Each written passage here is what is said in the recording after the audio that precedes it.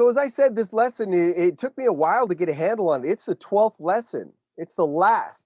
By the way, if you know anybody or you're really psyched up on going through this stuff now and applying your goal to it, get ready because next week, that's what we're doing. We're starting with a worthy ideal and we're going to be moving all through this again. So if you've got a goal, it doesn't matter what it is. You choose your goal and you stick it into this program and you run through it week by week by week, M3 Mastermind. That's an awesome experience for you. You're going to get to see yourself grow. And the chances are you're going to get that goal in 12 weeks, depending on the size of the goal, depending on the vibration that you're able to hold. Uh, but you're going to move in a great way, and you're going to get to experience that success that Earl Nightingale was talking about. That success is just the progressive realization of a worthy ideal. It's not actually holding the thing that you were aiming for. That's not what we were made for, to get to a place where, oh, everything's just okay and I don't have to do anything. We weren't created for that. The success is in the journey. The success is being able to know that you're going to be able to get what you want, and that journey and loving every step of the way and watching yourself grow. So next week is a big opportunity to do that. And if you know people, send them, give them the link, connect them with me, and we will take off next week like a rocket. This is lesson 12, magnifying your mind. Napoleon Hill said, remember, no more effort is required to aim high in life, to demand abundance and prosperity than is required to accept misery and poverty. And you go, what? Like, what is that? You know, how can he say that? What does this mean? And I liken it to, it's going to be summer here in the Central Valley, and you see a homeless person pushing one or two shopping carts, sleeping next to the railroad tracks on the hard ground, missing shower, missing health care, um, can't sleep through the night. You know, are they really not giving any effort? Yet it's so easy for us to go by them and go, oh, they just don't want to work. No, they're still expending a huge amount of effort. This quote really grew for me. Actually, I did a video on it today, and I realized that I still kept using two words interchangeably, and it wasn't the right thing. And I think it's so cool that I put the video out anyway. I look at it. I said energy. No more energy is required to aim high in life, to demand abundance and prosperity than is required to accept misery and poverty. And now I don't think that that's true. It's the effort that we're talking about. And we can change it and think about, what if you go to work? What if you go to an 8-hour a day job, or whatever, 6 hours of work that people actually do, and you hate it, right? Can't stand it. It's negative. You're surrounded by negative people, negative situations. You only view it negatively. How much effort does it take you to get through that day? And suppose it's a desk job and you're not even moving your body. And how do you feel when you get home from there? You're like, crap, man. Like you're just wore out, so tired. It's so draining. You can't figure out why. When you really look at it, why do I feel this way? It's because you're involved in negative energy. Now you think back to the homeless person, and those people are thinking very negatively. God bless them. Most of them are. They think that the world is against them. So everything that they're facing, they're just going against it and going against it. And their life is draining. Now think about this. Flip this on the other side. When you've been in love, you imagine first love. Some of us have teenagers in our life, and we've seen first love. We've experienced first love. You would always take the phone call. You would always make the meeting. You skipped meals. You didn't have sleep, and you never complained about it. And you went and you went and you went. And we've seen it. Why? Because you're tapped into an energy, higher energy, and it's not feeling like it's a ton of effort. You're able to go out there and do that thing because you're in love with it. We say, what's the highest energy? What is God? God is love. That's how we refer to it. And now we start to understand what that is and why it's so important. This programming is so off and so misunderstood when people say, oh, don't aim for something that you really want in life. You might not get it. You're going to be disappointed. You know, I don't want to save you from disappointment. The only thing we're saving those people from is actually living a life of joy in the pursuit of what they want and experiencing that energy. We don't go after things that we don't want because there's no love behind it. We go after the things that we want because we're absolutely in love with this, and that's the energy necessary to move us forward. It's not a lot of effort to do that because you're in love with it, but we tap into energy and we release that energy. It's not about the food stuff that we're eating. It's not about that type of energy. We talk about that. Kinesiology is my background. That's so limited. We say that we have more energy in our little finger than would be required to light up my city block for the next 6 months. Million kilowatt, whatever. I don't even know that. I'm not a numbers guy, but locked up in the atoms in what would be your little finger. We have that type of energy. We're walking masses of energy and we release energy based on the emotional state that we're in. This quote makes so much more sense when you read it that way. It doesn't cost you any more to go after what you want. You actually get to enjoy the ride more because you're releasing energy from a state of love versus a state of dread. Can't stand it. I hate it. That's low energy.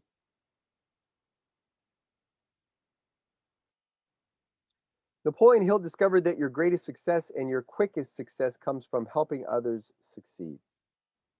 And he found that out. You have to remember who he was. He studied 500 of the most successful people in the world for over 24 years, and he studied them like a scientist, and that's what he found. Zig Ziglar was one of our greatest motivational, inspirational teachers ever. He passed away, gosh, I want to say 10 years ago or so. I was reading a book of his. I remember when I had first met my wife on the beach, and it was such a profound, he just was such a good guy. But he found the same thing. And the way Zig put it is that you can have anything you want in life if you just help enough people get what they want. And it really is about being able to give. Jesus said it in a way, he said, above all these things, love one another. Love is being reflected out to somebody else, and it's opening up for you to be coming back to you.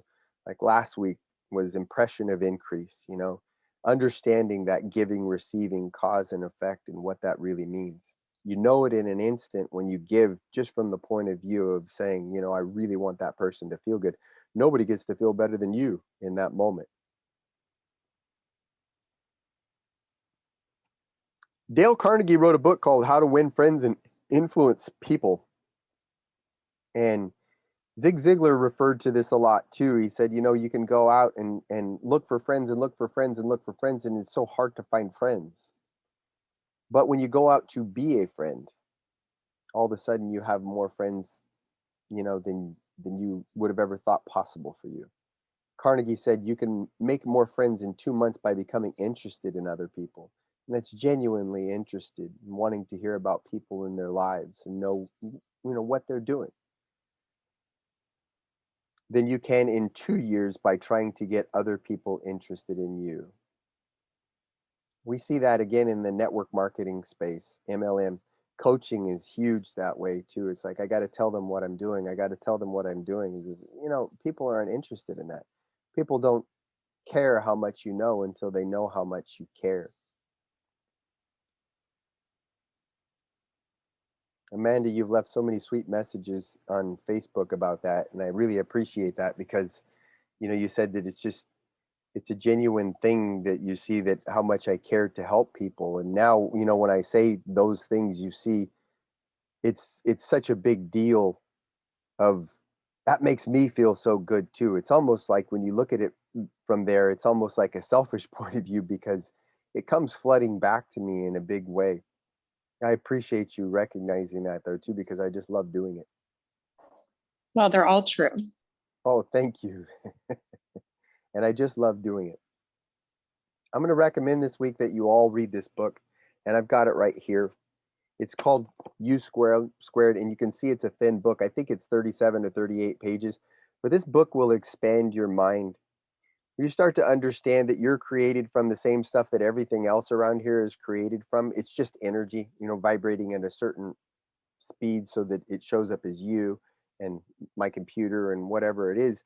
Well, you think that even when we talk about the cosmos on the grand scale or whatever, what is size, right? What is it? All the way down to the minuscule, we say the quantum world, that why would what we do be any different than what we observe behavior there? And a quantum leap in science, as we put it, is it's when I believe it's when an electron is orbiting around the center of the atom, and it actually, instead of just jumping, so when an electron starts to spin a little bit faster, it'll jump to the next orbit, or shell we call them. And this happens in the quantum world, that it'll actually jump 3 or 4. It'll jump a bunch, and they say that they happen without effort. And we think about that in terms of us, is that we're taught that we're only supposed to make small progressions, little. So that's what we expect, and what we expect is what shows up in our life. But it doesn't have to be that way. There's no reason why a person can't change their life in a month. They can't change their life 100%. They can't, triple, quadruple their income in a year. It's all based on what we believe, and that's what shows up for us in our life. But what's possible out there in the world, we can see it at the quantum level, and this book talks about it. It talks about it in small, very easy to understand ways of how in the quantum world that those big leaps are made without effort. They just happen. Doesn't look like it took any more effort than it took for it to just jump to the next level. But he starts it off referring to our programming, and I'm going to read it to you guys here. This is the opening story in U Squared. He says, there's a small fly burning out the last of its short life's energies in a futile attempt to fly through the glass of the window pane. The whining wings tell the poignant story of the fly's strategy. Try harder, but it's not working. The frenzied effort offers no hope for survival. Ironically, the struggle is part of the trap. It is impossible for the fly to try hard enough to succeed at breaking through the glass. Nevertheless, this little insect has staked its life on reaching its goal through raw effort and determination. The fly is doomed. It will die there on the windowsill. Across the room, 10 steps away, the door is open. 10 seconds of flying time, and this little creature could reach the outside world it seeks. With only a fraction of the effort now being wasted, it could be free of this self-imposed trap. The breakthrough possibility is there. It would be so easy. Why doesn't the fly try another approach? Something dramatically different. How did it get so locked in on the idea that this particular route, a determined effort, offers the most promise for success? What logic is there in continuing until death to seek a breakthrough with more of the same? No doubt, this approach makes sense to the fly. Regrettably, it's an idea that will kill. Trying harder isn't necessarily the solution to achieving more. It may not offer any real promise for getting what you want out of life. Sometimes, in fact, it's a big part of the problem. If you stake your hopes for a breakthrough on trying harder than ever, you may kill your chances for success. And that story is going to resonate with all of us differently for where we're at, but it's going to resonate with us with the programming that we have. A lot of us have programming, and I'm going to refer to myself, that's been handed to us. You're not doing good enough. You're not doing good enough. And so trying harder becomes something that we resonate with. Like, this is my fault. I'm not trying hard enough. I'm not trying hard enough. But when we're not approaching life with the right effort, directed in the right direction, it doesn't matter what we do. Matter of fact, we call that insanity. We keep doing the same thing, or we do more of the same thing, and we're expecting a different result when that thing just isn't panning out. We've got to start to learn to give ourselves permission to step back and try something new, something radically different. And trying harder, I want you to know, not one of us who has a list of things to do for the day, when we're stuck in that try harder mentality, that we actually finish that list Not one of us has it because that list continually grows through the day. So if we have programming inside of us that says, I'm not doing good enough, I'm not good enough, we're always going to resonate with that at the end of the day because our list is always going to outgrow what we can do. And we've got to go to bed, and we've got to start over, and we've got to do it again. That's the rules for working in a human body. But that's not true. It's just a way that we're interpreting our results. Our list is always going to grow, and we can look at that differently, and we can go, you know what, I'm so happy that my list grows because that says that that's the next step toward what it is that I want to get, what I want to achieve. It's an opportunity versus, crap, I didn't get my stuff done. I know about this stuff because I've done it again and again and again. And you consciously have to hold your thoughts in the end of the day, being grateful for what you did and seeking, what it was that you succeeded in. You really have to look at it from that point of view versus, oh man, I didn't get my stuff done. That list is always going to grow, and it's always going to be a wonderful thing because you can get out of bed tomorrow and you can start on it again.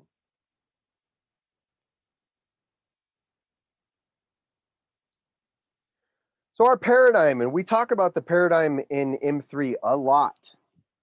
What is paradigm? You guys remember when we referred to it in the past?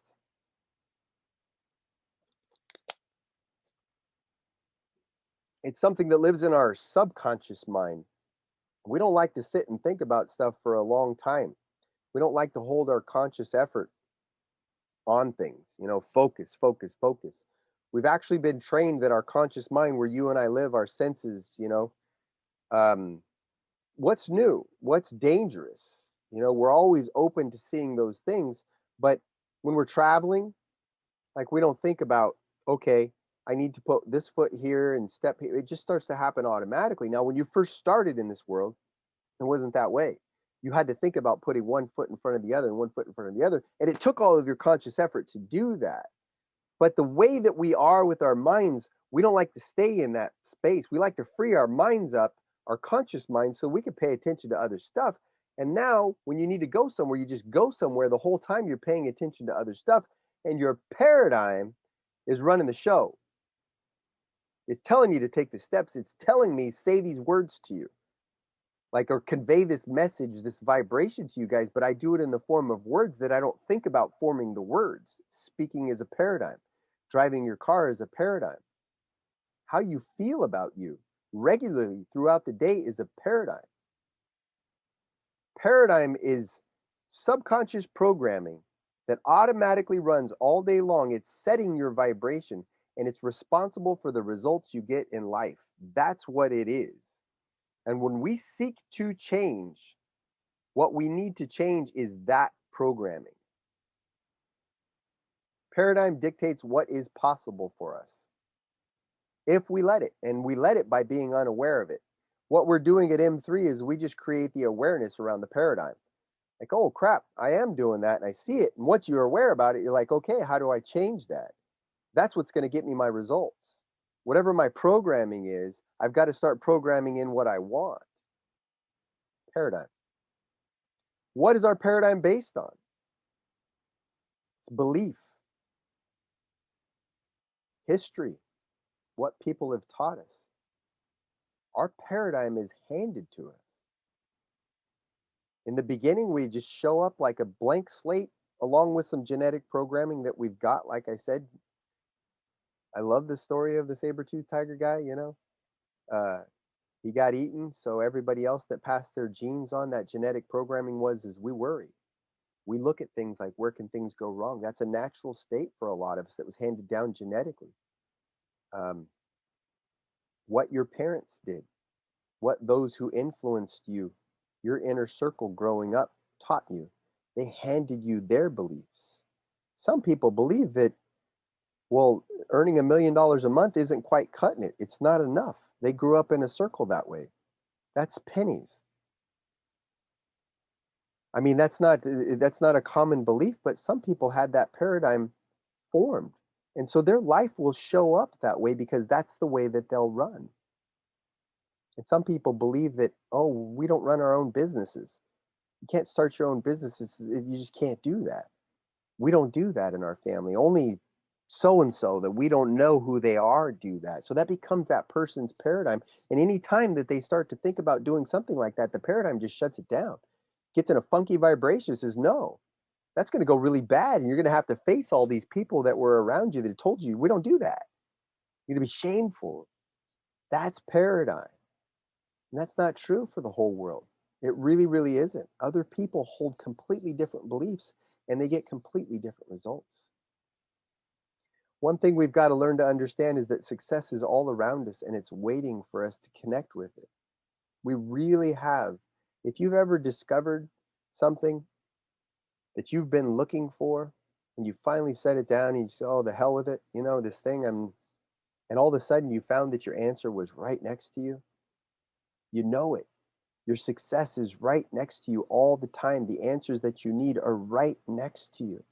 But we can't see it until we can start to open our minds. We can start to open ourselves that this is possible for me. This is the way that it happens. Understand this about yourself, that you have value right now as you are. You have lived life. You have done things. You are the one and only unique you. So you have value to share, and you're always going to, when you're being your authentic self, you're being your real self, you're going to be sharing that authentic self with the world, and it's going to be unique. And that's your value. That's the beautiful part about you. You're always going to bring something wonderful and unique to any setting because you're wonderful and unique. You are worthy. You're worthy of, oh man, if you only knew what you were actually worthy of. I'm of the belief, and I think those at M3 start to resonate with it, that God didn't put us here to live lowly lives. He put us here to learn how to express our gifts. And we are infinite. You are capable of anything, which means you're worthy of anything. Anything that you can create in your mind, in your imagination, you're absolutely worthy of it because it's shown up in your mind.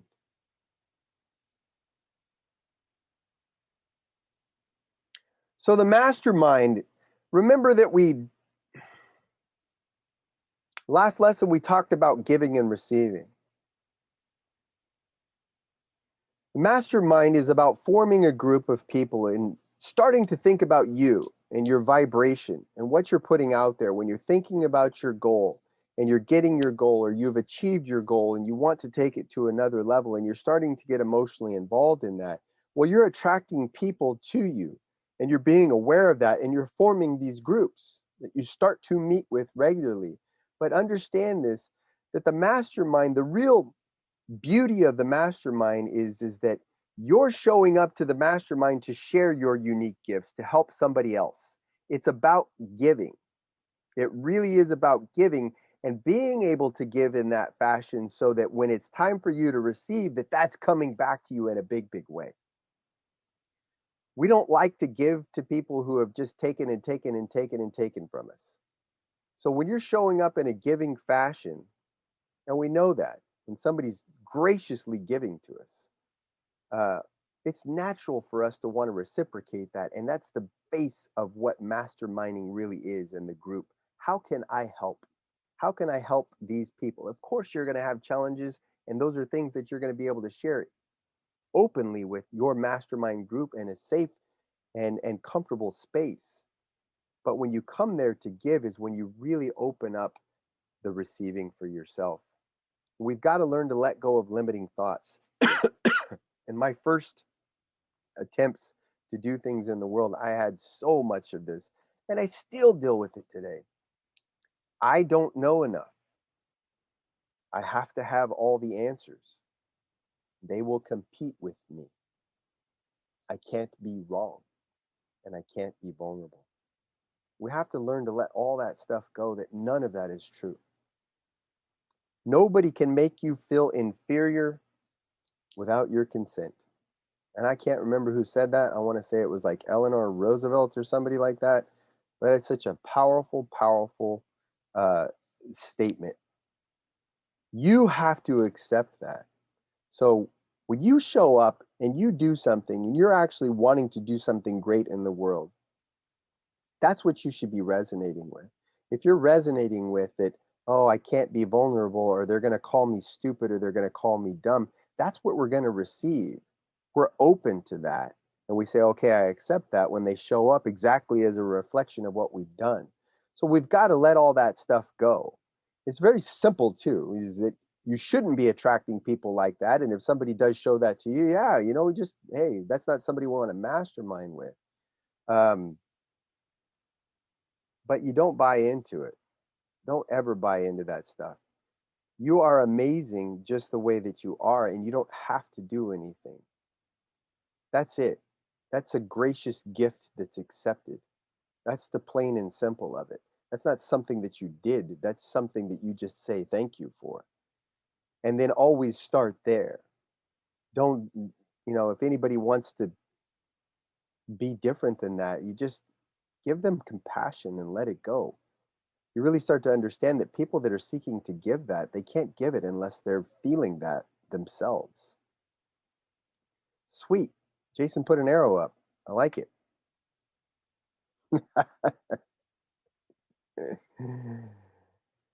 Giving and receiving. Remember, it's a flow. If you dam it up on either side, you're going to stop the flow. Can't give, not receive, nothing's happening. Sorry about that, by the way. Oh man, I like that. I didn't know you could hijack my screen. This is going to be a cool I didn't either, actually. It's going to be a cool recording.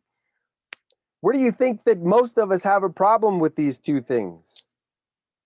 Giving or receiving? Receiving. Right? It is. We think that, it's all, people are selfish or blah, blah, blah, blah, blah. It really is a receiving thing.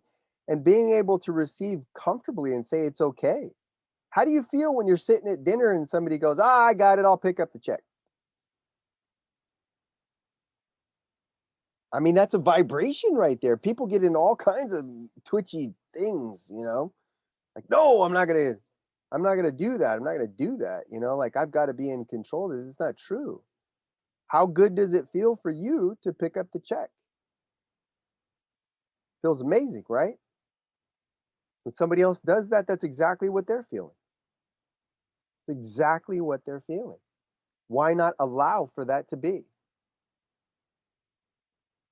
Because we're taught that. What's the phrase? It's better to what than receive.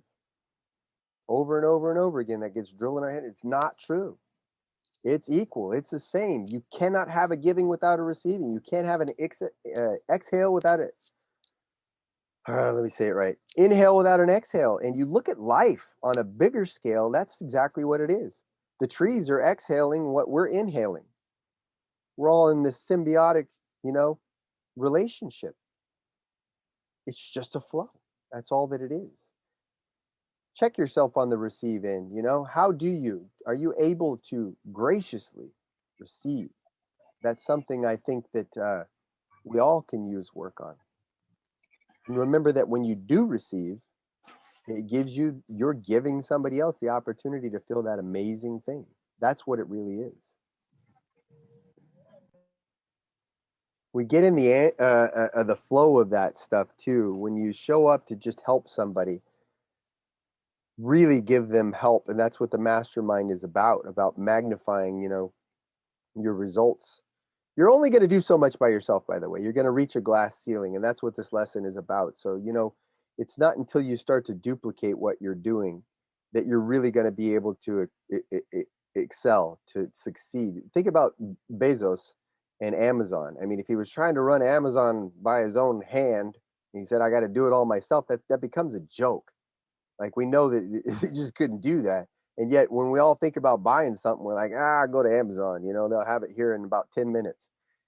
That never would have been possible without him understanding the mastermind principles and being able to surround himself with people that can do that and do that and do that and replicate and do that.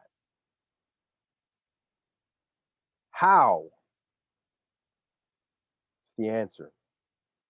No, it's the question. How can you willingly give and graciously receive? How do you feel? Check yourself on this about giving and receiving. Hold the image of your success and expect people to show up who can help you. Expect every day that you're going to run into people who have your answers because you've spent time feeling what it is that you want, not feeling what you don't want, which is what most people do. And we perpetuate that story and tell it again and again and again. And people are going to show up. Tomorrow they're going to show up and they're going to be like, oh, yeah, they resonate with that and that's perfect. But you're in control of what you think and your vibrations. So expect people to show up who can help you. Focus on being receptive. You're always hearing those things. You're always seeing opportunity around you. Always ready to give lovingly and willingly and receive graciously. Successful people are open to sharing their ideas and how they achieved their success. As we said, Carnegie connected over 500 of the most successful people in the world to Napoleon Hill. And Napoleon Hill was nobody at that time. He was just a magazine. He wrote for a magazine. Wasn't even, I don't think that it was doing very good. He was struggling to just make ends meet. And then here in an instant, the most wealthy man in the world at the time, Andrew Carnegie, connected him with 500 of the world's most successful people and gave him a plan, said, I want you to study these people. There's something that's missing in the world, and I want you to study these people. I'm going to connect you with them. And that changed Hill's life in an instant. It changed his whole life. Think about that opportunity waiting for you. And it is all around you. We've just got to put on our receptors, so to speak. We've got to get in tune with seeing it. You've got to be open to receive it. Comes down to belief and what you really believe is possible for you. This stuff resonates so much with me. I just got told over and over and over again, that, oh, it's not possible. It doesn't happen. It's not possible. It doesn't happen. Until it's like it becomes part of your DNA. It's not true. Trying harder is not necessarily the answer and more likely part of your paradigm. It almost killed me in fitness. And I wrote my book in fitness. By the way, I wrote a book in fitness over 10 years ago now. And I was always hit with try harder too, because you'd hear guys like Frigno and Schwarzenegger say, you're never going to hold a candle to me. And that was always a story in bodybuilding. I win because I try the hardest, because I'm the hardest worker. I'm the hardest worker. And what I was doing as a kid when I did that was I was killing myself. I didn't want to share my goal with anybody. I didn't want anybody to tell me I was stupid for going after it. So I did it on my own. And it was all about try harder, try harder, try harder. And for 3 years, I just beat the living crap out of myself. And when I finally received my success, I actually cut, all I can do is guesstimate, but I had to cut at least 70 to 80% of the workload I was doing out. It went right out the window, and I stopped working so hard. And all of a sudden, then all this success starts coming to me. My body starts responding. I got the fitness results that I wanted. I still couldn't see it because I didn't understand this stuff at the time. But trying harder is more likely a part of your paradigm. And if you've been trying harder and harder and harder and you're not succeeding, it's time to pull back from that. Trying harder can be a big part of the problem that's keeping us stuck and frustrated and miserable and angry. Sometimes we just have to let it go, step back, and start over. Start from the beginning. Why are we mind, move, manifest? Because everything starts in the mind. We have to check what it is that we're thinking and feeling about something. Create the image of what it is that you want and receive your inspired action intuitively, and then take that action. But not until you've done the work between your ears, or whatever you want to call. The mind is in every cell of the body. But you've done your work in your mind, you receive your action, then you take your action, and then you see what you manifest from that. Mind, move, manifest. We look at what we manifest and we go, well, what did I like about that? And what would I like to improve? And then we start right over again with the mind. Okay, what does it look like when I improve that? Oh, it looks like this. What does it feel like? Oh, it feels like this. Okay, then I'm inspired to do that. And you just keep rinse, lather, repeat, as we say, just do it again. Repeat as necessary. And remember to take those huge leaps out there in the world. Um, it doesn't require any more effort. It actually, you get to expend so much more energy and feel and live from a higher energy, love, joy, and peace when you're going after the things that you want. We all expend about the same energy in this lifetime.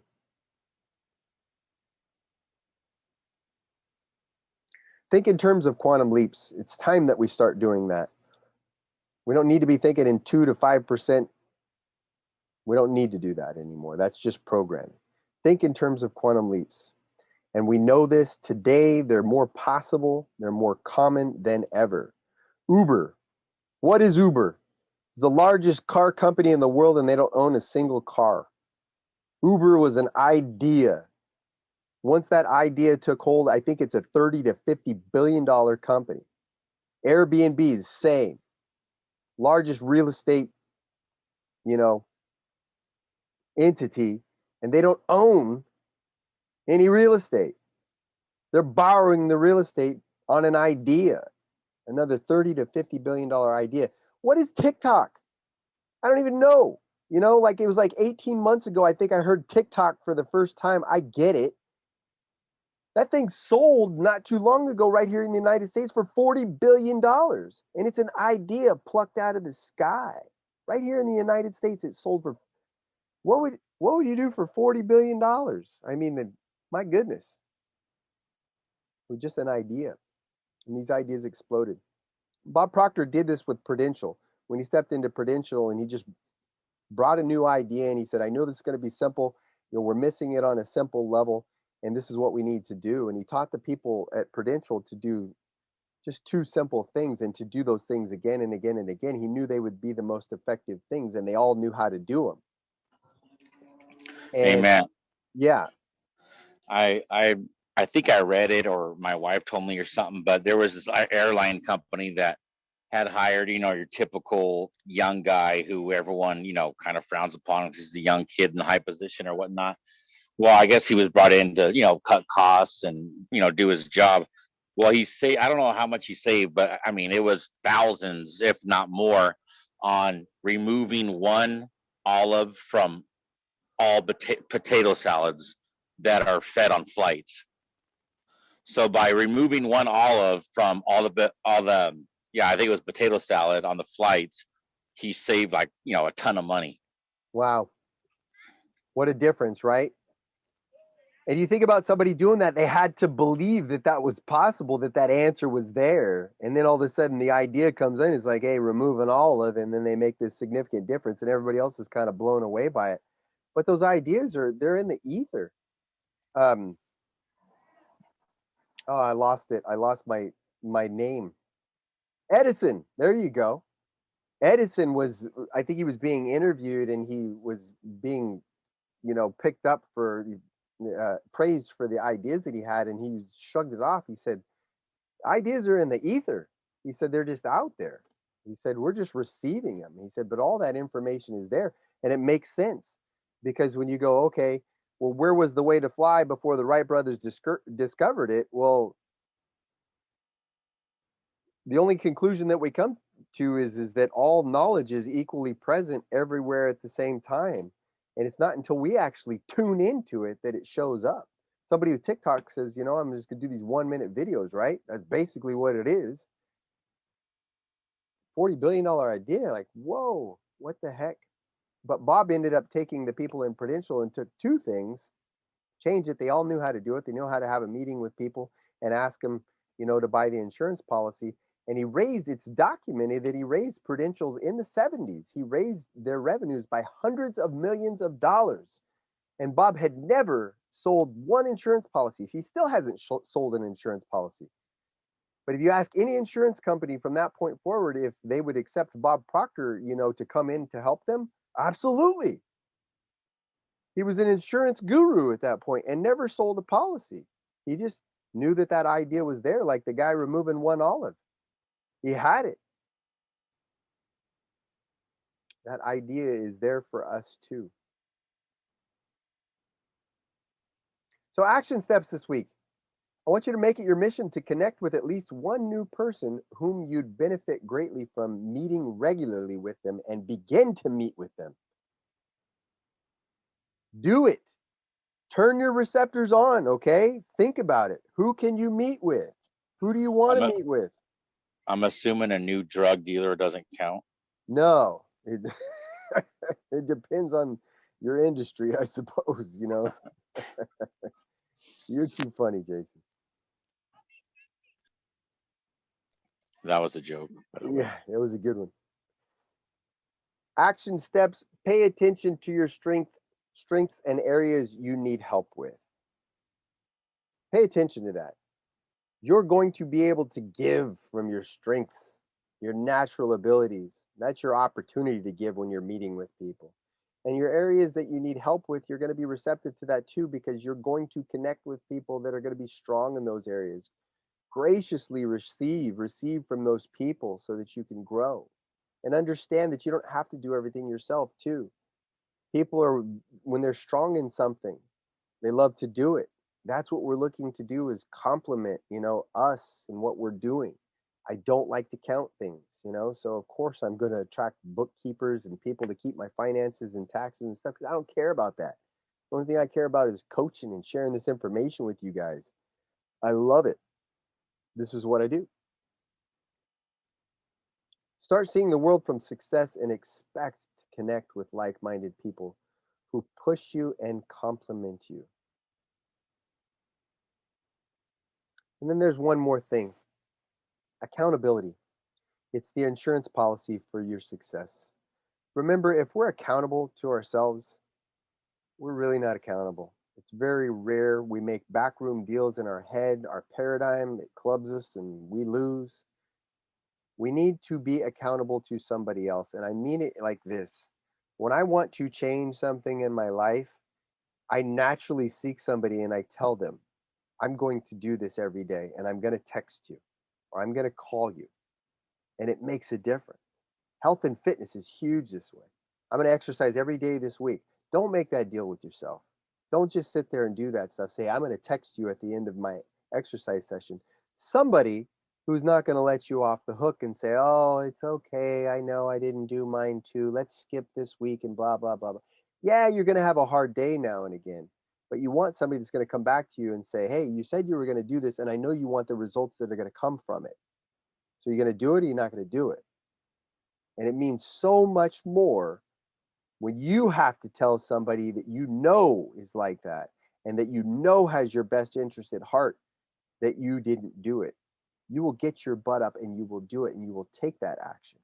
Remember, action is the wheels on the bus that move it forward so that those headlights shine on a different landscape.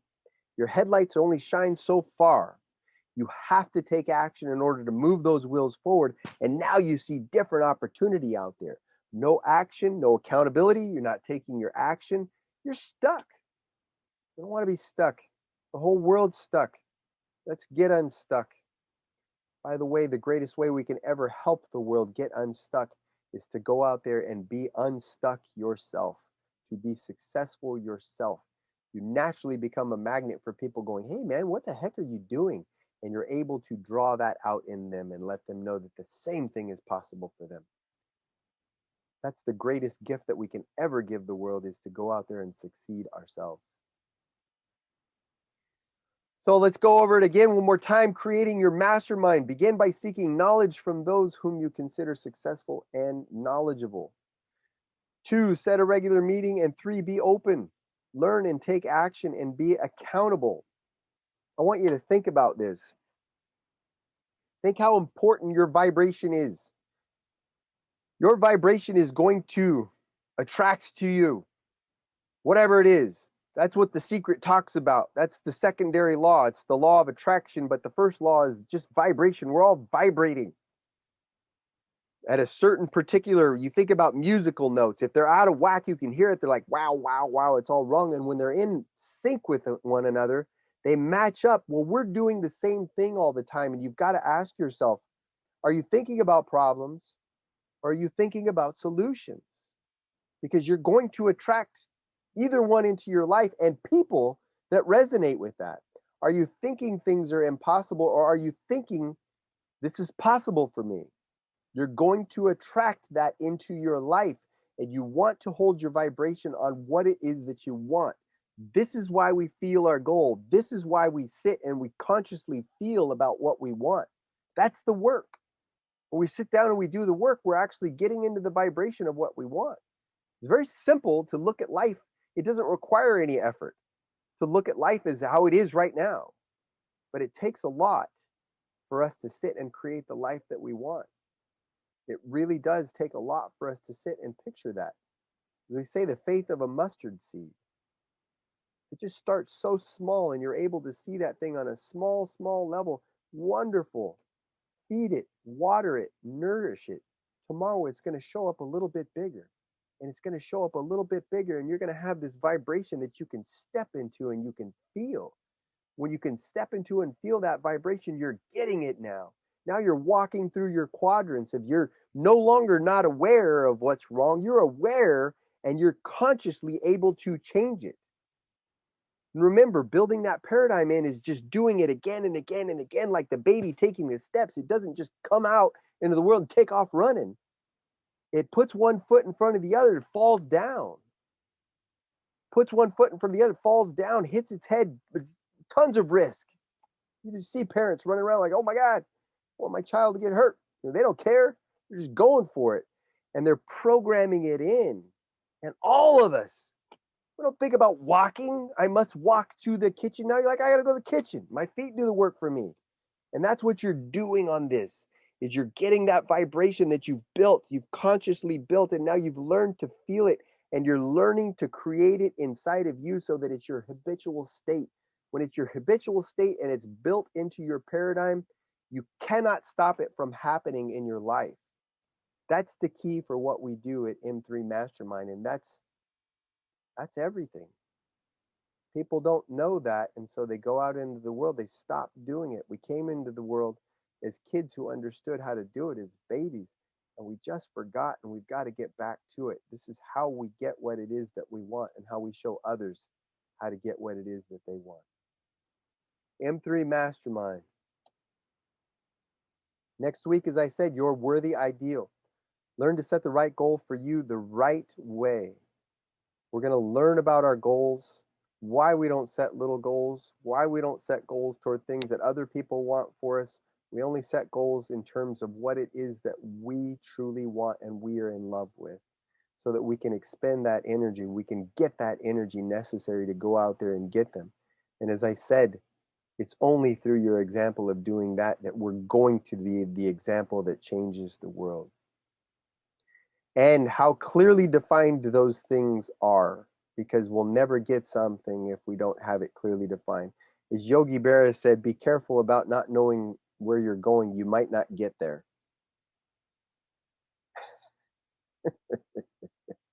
I love that. You want me to say it again? Be careful about not knowing where you're going, because you might not get there. And it's really kind of funny when you think about it. How the hell can you get something when you don't know what it is? We first got to see it, and we've got to learn to feel it inside and get really clear about that, so we know what it is when it's showing up. It doesn't show up all at once. It shows up as a piece of the puzzle here and a piece of the puzzle there. You won't even know that the pieces of the puzzle are there if you don't have your puzzle picture defined out. Questions or takeaways? Anybody unmute, jump on, share. M3 is family. I love to hear about your successes, and I love to hear about your struggles and anything that you want to share. Hi. Hi, Savannah. We're just talking about you. You're doing so awesome. Oh, thank you. Yeah, I was actually napping and over napped, so that's why I was late to the meeting. But this morning I went and met with a personal trainer that I got in contact with the other day, just a random person on social media. And we were talking. He don't know how to dance. I don't know how to work out. And we're like, well, let's just trade, And he asked, he's like, well, I have an opening 9 a.m. tomorrow. Do you want to come? And I'm like, not really, but yeah, I just said yeah. And then get there and I'm like, oh my God, a gym. Like, oh, I don't know how to feel. I haven't been in a gym forever. I feel out of place. And sure enough, yeah, I'm not good at, working out. It's total opposite structure than dance, but it felt good to be in a different role, because I'm always the one telling, and it felt good to be on the other end. And I'm like, well, this is probably how all my dancers feel when I'm like, do this, it's so easy. And I'm like, so it kind of like, I loved it, and then by the end of our session, he's like, oh yeah, we're gonna put together this whole fitness trainer dance piece. And he's all telling all of his trainer friends, he's like, she's a dance teacher, like she's gonna teach me how to dance. And like, all right, I'm right where I need to be, so just kind of like saying yes. And I don't know, so this lesson was like perfect. That's why I was laughing. I was like, all right, so. And how did you feel like that whole time doing that? Like when you got done with that and just going through it, like how did you feel about that journey? Yeah, it felt almost unreal at some point, and I almost kind of resorted back into like this hermit and like, well, what am I doing? Like I'm Savannah, like, okay, stay confident, like you got this. And then by the end, I was like, all right, I did it, and it kind of felt like everything was just like falling into place. And I was like, okay, this is good. So I felt really good about it. So, yeah. When I spoke at Patty's dance studio, I still had a moment that I was sitting back there and, you guys are having your meeting and stuff. And I had the question pop in my head. That's like, what are you doing? What are you doing here? It still happens. You know what I mean? It's like, it's not going to go away. It's like the thing comes up and it's like, are you, what are you doing? What are you doing? Yeah. You know what I mean? And you just go, okay, I'm going. This is, I'm doing this. There's something here for me. Even if I don't even recognize it in the, what's that? I said, that was me. I was there for you. Yes, you were. That's exactly right. Yeah. It is. And it's been a wonderful journey. I mean, we've got to spend so much time together, and I look forward to just spending more and more time with you and continuing to watch you grow and succeed in what you're doing. And you're succeeding massively. It's a blast.